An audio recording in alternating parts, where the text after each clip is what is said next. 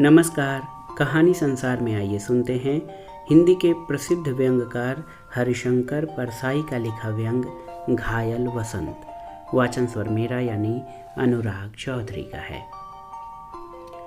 कल वसंतोत्सव था। कवि वसंत के आगमन की सूचना पा रहा था। प्रिय फिर आया मादक वसंत। मैंने सोचा जिसे वसंत के आने का बोध भी अपनी तरफ से कराना पड़े, उस प्रिय से तो शत्रु अच्छा। ऐसे नासमझ को प्रकृति विज्ञान पढ़ाएंगे या उससे प्यार करेंगे। मगर कवि को न जाने क्यों ऐसा बेवकूफ पसंद आता है। कवि मग्न होकर गा रहा था, प्रिय फिर आया मादक वसंत।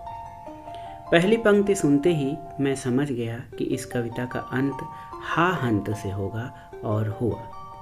अंत, संत, दिगंत आदि के बाद सिवा हा हंत के कौन सा पद पूरा करता। तुक की यही मजबूरी है। लीक के छोर पर यही गहरा गढ़ा होता है। तुक की गुलामी करोगे तो आरंभ चाहे वसंत से कर लो, अंत जरूर हा हंत से होगा। सिर्फ कवि ऐसा नहीं करता, और लोग भी, सयाने लोग भी इस चक्कर में होते हैं। व्यक्तिगत और सामाजिक जीवन में तुक पर तुक बिठाते चलते हैं और वसंत से शुरू करके हा हंत पर पहुंचते हैं। तुके बराबर फिट बैठती हैं, पर जीवन का आवेग निकल भागता है। तुके हमारा पीछा छोड़ ही नहीं रही हैं। हाल में हमारी समाजवादी सरकार के अर्थ मंत्री ने दवा सोना निकालने की जो अपील की, उसकी तुक शुद्ध सर्वोदय से मिलाई गई। सोना दबाने वालों, देश के लिए स्वेच्छा से सोना दे दो। तुक उत्तम प्रकार की थी। सांप तक का दिल नहीं दुखा, पर सोना 4 हाथ और नीचे चला गया। आखिर कब तक हम तुक को तिलांजलि देंगे? कब बेतुका चलने की हिम्मत करेंगे? कवि ने कविता समाप्त कर दी थी। उसका हा हंत आ गया था। मैंने कहा, धत तेरे की, 7 तुकों में ही टे बोल गया। राष्ट्र कवि इस पर कम से कम 51 तुके बांधते। 9 तुके तो उन्होंने चक्र पर बांधी है। देखो, यशोधरा के पृष्ठ तेरे पर तू मुझे क्या बताएगा कि वसंत आ गया। मुझे तो सुबह से ही मालूम है। सवेरे वसंत ने मेरा दरवाज़ा भी खटखटाया था। मैं रजाई ओढ़े सो रहा था।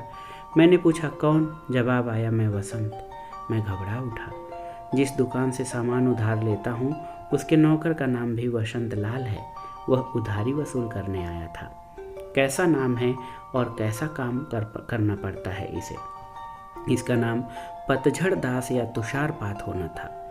वसंत अगर उधारी वसूल करता फिरता है तो किसी दिन आनंद कर थानेदार मुझे गिरफ्तार करके ले जाएगा और अमृतलाल जल्लाद फांसी पर टांग देगा। वसंत लाल ने मेरा मुहूर्त बिगाड़ दिया।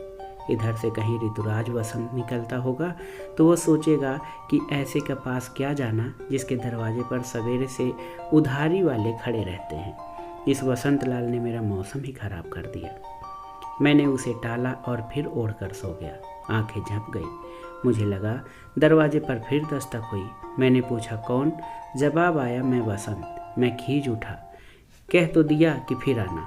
उधर से जवाब आया, मैं बार बार कब तक आता रहूँगा? मैं किसी बनिए का नौकर नहीं हूँ, ऋतुराज वसंत हूँ। आज तुम्हारे द्वार पर फिर आया हूँ और तुम फिर सोते मिले हो। अलाल अभागे उठकर बाहर तो देख। ठूठों ने भी 9 पल्लव पहन रखे हैं। तुम्हारे सामने की प्रौढ़ा नीम तक नौढ़ा से हाव भाव कर रही है और बहुत भद्दी लग रही है। मैंने मुँह उधाड़ कर कहा, भाई माफ़ करना, मैंने तुम्हें पहचाना नहीं। अपनी यही विडंबना है कि ऋतुराज वसंत भी आए तो लगता है उधारी के तगादे वाला आया। उमंगे तो मेरे मन में भी हैं, पर यार ठंड बहुत लगती है। वह जाने के लिए मुड़ा। मैंने कहा, जाते जाते एक छोटा सा काम मेरा करते जाना। सुना है तुम उबड़ खाबड़ चेहरों को चिकना कर देते हो। फेस लिफ्टिंग के अच्छे कारीगर हो तुम, तो जरा यार मेरी सीढ़ी ठीक करते जाना, उखड़ गई है। उसे बुरा लगा। बुरा लगने की बात है। जो सुंदरियों के चेहरे सुधारने का कारीगर है, उससे मैंने सीढ़ी सुधारने के लिए कहा। वह चला गया। मैं उठा और शाल लपेटकर बाहर बरामदे में आया। हजारों साल के संचित संस्कार मेरे मन पर लदे हैं। टनों कभी कल्पनाएं जमी हैं। सोचा वसंत है तो कोयल होगी ही, पर न कहीं कोयल दिखी न उसकी कूक सुनाई दी। सामने की हवेली के कंगूरे पर बैठा कौआ काँव काँव कर उठा। काला कुरूप कर्कश कौआ मेरी सौंदर्य भावना को ठेस लगी। मैंने उसे भगाने के लिए कंकड़ उठाया। तभी ख्याल आया कि एक परंपरा ने कौवे को भी प्रतिष्ठा दी है। यह विरहणी को प्रियतम के आगमन का संदेशा देने वाला माना जाता है। सोचा कहीं यह आसपास की किसी विरहणी को प्रिय के आने का शगुन न बता रहा हो। मैं विरहणियों के रास्ते में कभी नहीं आता। पतिव्रताओं से तो बहुत डरता हूँ। मैंने कंकड़ डाल दिया। कौवा फिर बोला, नायिका ने सोने से उसकी चोंच मढ़ाने का वायदा कर दिया होगा। शाम की गाड़ी से अगर नायक दौरे से वापस आ गया तो कल नायिका बाजार से आने वाले सामान की जो सूची उसके हाथ में देगी उसमें 2 तोला सोना भी लिखा होगा। नायक पूछेगा, प्रिय सोना तो अब काला बाजार में मिलता है, लेकिन अब तुम सोने का करोगी क्या? नायिका लजाकर कहेगी, उस कौवे की चोंच मढ़ाना है जो कल सवेरे तुम्हारे आने का शगुन बता गया था। तब नायक कहेगा, प्रिय तुम बहुत भोली हो। मेरे दौरे का कार्यक्रम यह कौवा थोड़े ही बनाता है, वह कौवा बनाता है जिसे हम बड़ा साहब कहते हैं। इस कलूटे की चोंच सोने से क्यों मढ़ाती हो? हमारी दुर्दशा यही तो कारण है कि तमाम कौवे सोने से चोंच मढ़ाते हैं और इधर हमारे पास हथियार खरीदने को सोना नहीं है। हमें तो कौवों की चोंच से सोना खरोच लेना है। जो आनाकानी करेंगे उनकी चोंच काटकर सोना निकाल लेंगे। ये वही बड़ी गलत परंपरा है जिसमें हंस और मोर की चोंच तो नंगी रहे पर कौवे की चोंच सुंदरी खुद सोना मढ़े। नायिका चुप हो जाएगी। स्वर्ण नियंत्रण कानून से सबसे ज़्यादा नुकसान कौवों और विरहणियों का हुआ हो। अगर कौवे ने 14 कैरेट के सोने से चोंच मढ़ाना स्वीकार नहीं किया तो विरहणी को प्रिय के आगमन की सूचना कौन देगा? कौवा फिर बोला, मैं इससे युगों से घृणा करता हूँ, तब से जब इसने सीता के पाँव में चोंच मारी थी। राम अपने हाथ से फूल चुनकर उनके आभूषण बनाकर सीता को पहनाए। इसी समय इंद्र का बिगड़ैल बेटा जयंत आवारागर्दी करता वहाँ आया और कौवा बनकर सीता के पाँव में चोंच मारने लगा। ये बड़े आदमी के बिगड़ैल लड़के हमेशा दूसरों का प्रेम बिगाड़ते हैं। यह कौवा भी मुझसे नाराज़ है क्योंकि मैंने अपने घर के झरोखे में गौरैयों को घोंसला बना लेने दिए हैं। पर इस मौसम में कोयल कहाँ है? वह अमराई में होगी। कोयल से अमराई छूटती नहीं है, इसलिए इस वसंत में कौवे की बन आई है। वह तो मौका परस्त है, घुसने के लिए पोल ढूंढता है। कोयल ने उसे जगह दे दी है। वह अमराई की छाया में आराम से बैठी है और इधर हर ऊंचाई पर कौवा बैठा काँव काँव कर रहा है। मुझे कोयल के पक्ष में उदास पुरातन प्रेमियों की आह भी सुनाई देती है। हाय, अब वे अमराइयाँ यहाँ कहाँ हैं कि कोयले बोले। यहाँ तो ये शहर बस गए हैं और कारखाने बन गए हैं।